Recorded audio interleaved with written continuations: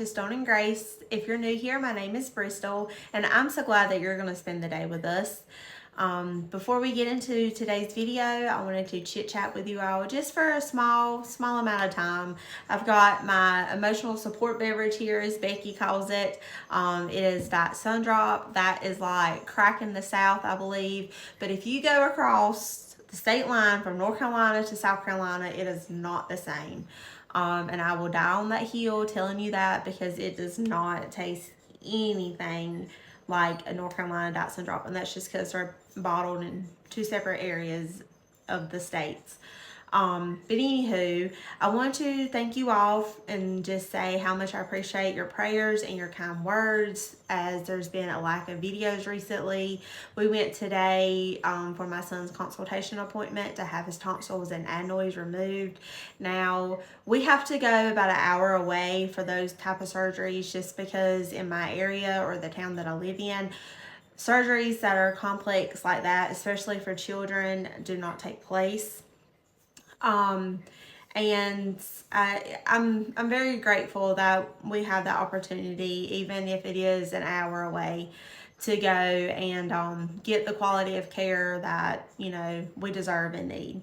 But he is doing better. He has, of course, with strep, you have to be on an antibiotic, but we're finally in the right direction of hopefully lessening those symptoms moving forward. You know, we know he can still get a sore throat, but hopefully it will not be chronic like it has been, because since December, we have been on an antibiotic every month. And 3 of those antibiotics was for strep. The other was for an ear infection. So it's very chronic. It happens a lot. And, you know, I'm hoping that we can get him some relief. So hopefully we're on the mend with that. And, you know, I will appreciate all your prayers during surgery time. I'm not exactly sure when surgery will be. The scheduler said that she would call me within a week's time frame to set up surgery date. And he does play baseball. He is active in that. And during surgery and afterwards, while he is recovering, he cannot practice nor play for 2 weeks. And for rec ball in our area, that's pretty much, you know, over half of the season, because we've already been in it for about 3 weeks now, with practice beginning before tournaments and opening ceremony, weekend before last. So it will be close to the end of the season if he gets to return. I hope you all will enjoy the video, and as always, I would love to know what your favorite find is. So grab your coffee and let's go thrifting. Our first stop was at a Carolina Let's Get Organized estate sale. It was held in Fayetteville, North Carolina, and we were on our way up to Pinehurst for the day for a quick little day trip, and we decided to go through Fayetteville on the way. And this looked like it was going to be a great estate sale. There was a lot of items. They had storage units out front.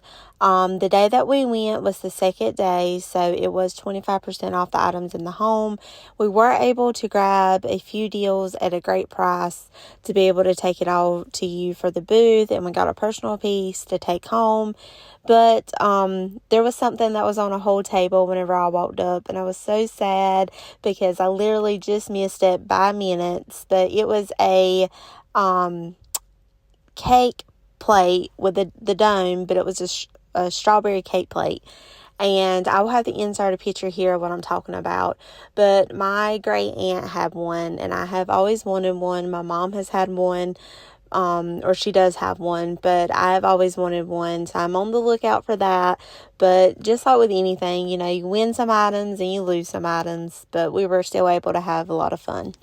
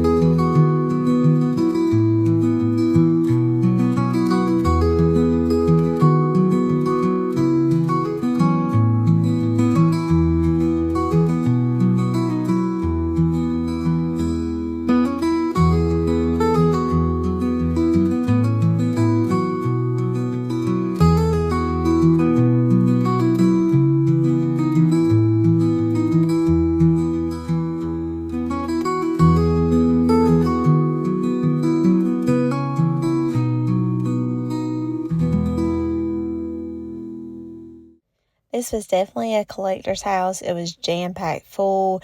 This seemed to be like maybe the grandkids' room. They had some really cute vintage outfits. A lot of them are name brand, but unfortunately my kiddos were just, they were either too young or not old enough yet, and I wish I had the room to store those items. I love this little trunk here with the bunnies, but of course it was sold. I did end up picking up this high chair for my daughter because she has always wanted well, let me take that back. I had a vintage high chair and I sold it in the booth, and it really upset her. But I purchased that chair in hopes that one day she could later pass it on down to her kids if she wished to. But anywho, they had a whole collection of several items. There was just no rhyme or reason to what they collected. The house was literally jam-packed full of knickknacks and trinkets and trivets and doll babies and just anything that you can think of. They had it here.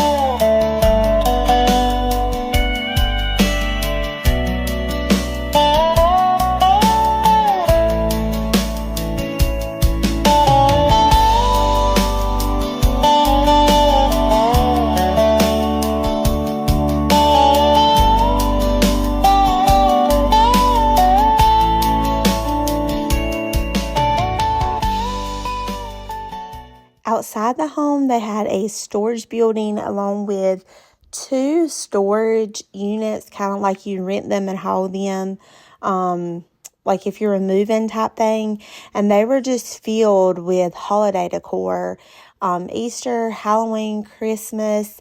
There was one whole storage unit that was nothing but children's toys. I'm sure if, I had the time to really dive in, I wish I would have picked up those Santa mugs. I regret not doing that. But I think I looked at them and I was talking to my husband and I got sidetracked and I never went back to pick them up because there was just so much stuff to see. Like you can see over there's another unit that we didn't even really dive deep into. I love this children's table here along with the desk. The table was $160, I believe, and the desk was $80. Still a great price if you want to collect it and bring it home for your children. And there was just so much to see. I think the only thing that we picked up out of here, was a teddy bear, and it was a scratch and sniff, but of course the smell was gone. But it was a peanut butter and jelly teddy bear, and my husband and daughter, they love peanut butter and jelly, and usually my husband has taught my daughter to dip her chocolate in the peanut butter, and she just thinks that is the neatest thing ever, but she enjoys it. And there was a whole collection of these vintage dolls. The dollhouse was really pretty, and my husband liked this tea set here for the little girl.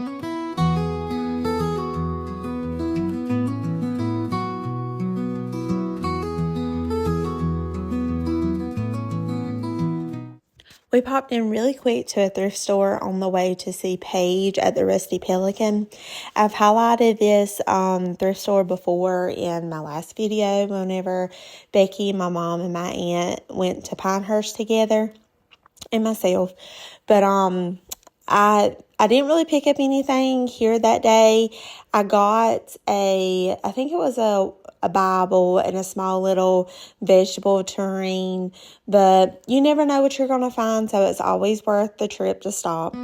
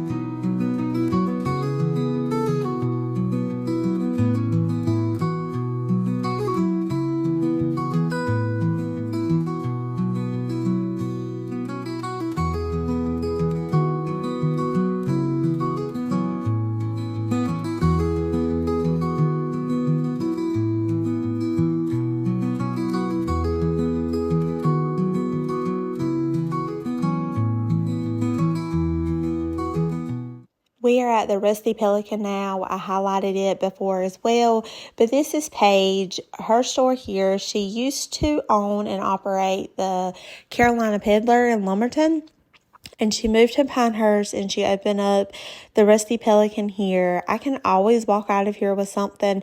Not quite sure why I didn't get those little salt and peppers of the ducks either, but that was a regret. My hands were full, and my husband had a basket, and he went to go ask Paige the price of it, because sometimes it's kind of hard. She'll write on there with like a pencil, or certain things will be like a little marker, but you can always get those off with like a magic erase marker. But anyway, I thought he was going to bring the basket back and I could like fill it up, add it as like a little cart or basket, because she doesn't have those items. But he ended up sitting it at the counter for her to hold it for me. So my hands were full, and I think I just set them down and again forgot to go back and pick them up. But Paige, she has something for everybody. And compared to this previous time when we went versus the last time, there was a great deal of furniture that had been sold, and her prices are excellent. There's just a variety. It's just an experience that you have to go to, and she is so nice and very sweet, and I just enjoy stopping in at her store so much. She kind of has a lot of her things corralled together, so all the glassware and all the silver plated items and all your primitives, and she has a section that's nothing but linens and textiles, and she has all of her books in an area. And as you're going to the books, you kind of do like a little a circle or a horseshoe around the building here. But as you're going to the books on the left-hand side before you get to the register, she has a section that is like geared towards men. So tools and like hunting items, as far as kind of like your duck decoys and your mallard pictures and whatever those items might be. They change often, so just something that she gets in. But her prices are great. She always has a wonderful selection that you could choose from. If you're looking for a great piece of furniture, I would highly recommend Paige, because you're going to find such a fantastic deal versus going to a antique store versus purchasing it new. But her prices are just wonderful in my opinion. But I always leave out of there with something, and it's usually 2 to 3 bags full whenever I go. And it's not all for the booth. A lot of items I pick up for myself for personal collection, because like I've said before, while I am shopping for inventory for the booth, I am also shopping to curate my home, because I don't have the collection like I would like to. I'm still building my own.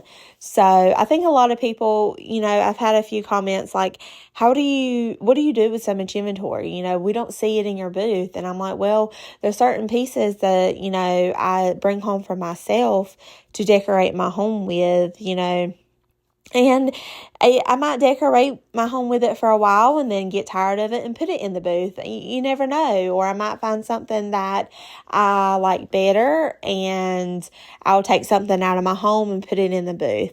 Here is where I was talking about. It's kind of like the men's area in her store. This beautiful picture, it was only $20. It would be great for a man cave or a study, or if you have a hunting room. My son has a duck themed hunting room. So like your lab dogs with your bird dogs and your duck decoys and all that. Next, we headed to Chapman's restaurant. They had a little patio seating out front, and we had lunch. It was kind of a late lunch for us, but we had to quickly get back. My son had his first baseball game of the tournament, and we had to hurry up and get on the road. But we made one more pit stop at this antique vendor place. I forgot the name of it, but I'll put it right here for you. And that way you can go and check it out. Now, this is a true antique mall. This is going to be antique vintage booth prices. This is not going to be any cut you a deal or anything like that. But it's a great place. We didn't stop whenever we came here with Becky, my mom, and my aunt. This wasn't an area that we went to, but it's definitely worth the stop in if you're looking for a piece to take home for your personal collection.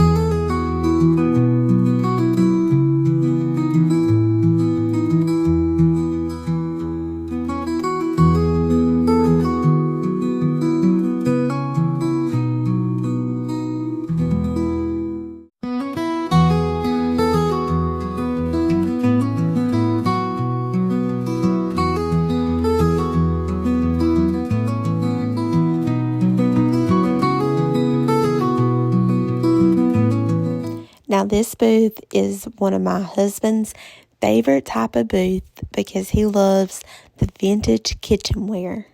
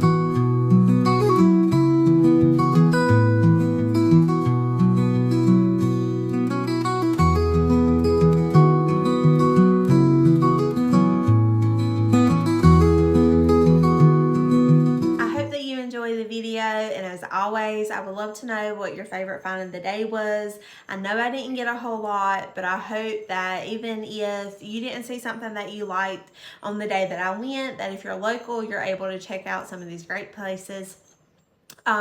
It's a lot of fun. It's the thrill of the hunt. You never know what you're going to find. And I'm excited. This week we have big plans. I'm going with my mom and Becky from my little vintage home. We're going on another thrifting adventure. It's going to be so much fun. It's much needed after everything that has took place with myself being sick and my son. So I'm really looking forward to that, and of course I will bring you along with me as well, and I know Becky is going to film everything too. But until next time, friends, happy thrifting.